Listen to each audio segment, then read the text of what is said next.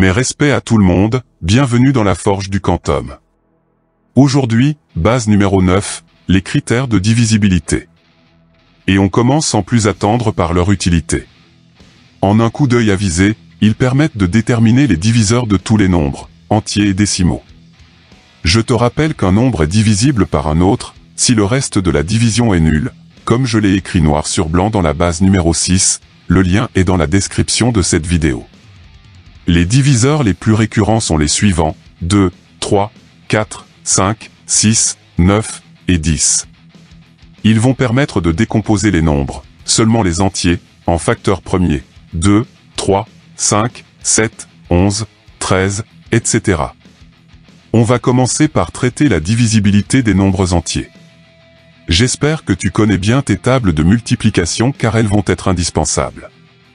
Si ce n'est pas le cas, je t'invite à consulter rapidement la base numéro 2, le lien est dans la description de cette vidéo. Pour être divisible par 2, un nombre doit se terminer par 0, 2, 4, 6 ou 8. Voici quelques exemples de nombres, leur dernier chiffre étant coloré en rouge et correspondant à la liste donnée ci-dessus. Pour être divisible par 3, la somme de chaque chiffre du nombre doit être un multiple de 3. Prenons 345. 3 plus 4 plus 5 égale 12, qui est un multiple de 3. 345 divisible par 3, et il est égal à 3 fois 115. Pour 9876, on aura 9, plus 8, plus 7, plus 6, qui sera égal à 30, lui aussi multiple de 3. 9876 est égal à 3 fois 3292. Pour être divisible par 4, les deux derniers chiffres du nombre doivent former un nombre multiple de 4. Dans 748, 48 étant un multiple de 4, 748 l'est aussi. 748 est égal à 4 fois 187. Idem pour 9876, car 76 est égal à 4 fois 19. 9876 est égal à 4 fois 2469. Pour être divisible par 5, le nombre doit se terminer par 0 ou 5.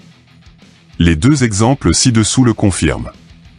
Pour être divisible par 6, un entier doit être divisible simultanément par 2 et par 3. On va donc superposer ces deux critères de divisibilité, c'est-à-dire que la somme de chaque chiffre du nombre est multiple de 3, et le dernier chiffre du nombre doit être 0, 2, 4, 6 ou 8.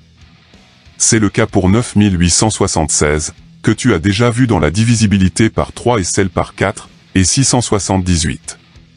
Pour être divisible par 9, la somme de chaque chiffre du nombre doit donner un multiple de 9. Deux exemples ci-dessous qui illustrent bien ce critère, 711 et 9801.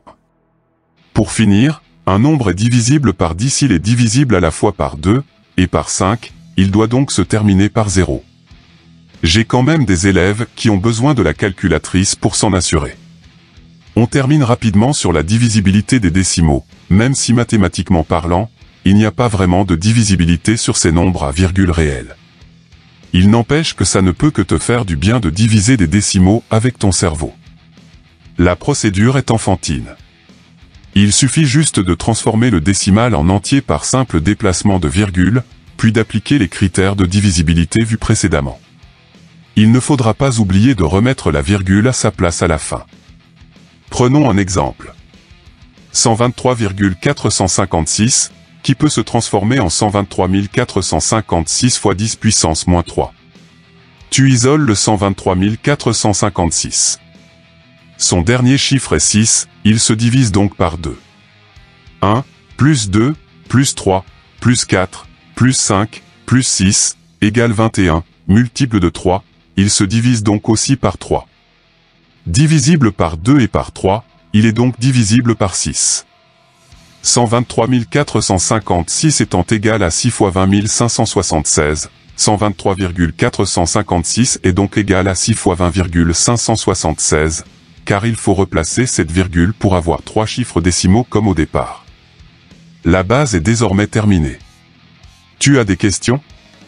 Tu veux un complément d'information? Rejoins-moi dans l'espace commentaire. Des exercices en PDF librement téléchargeables, dont certains sont corrigés, sont disponibles. Les liens sont dans la description de cette vidéo. À toi de forger maintenant. Prochaine vidéo sur l'enclume. Stay tuned. Tchuss.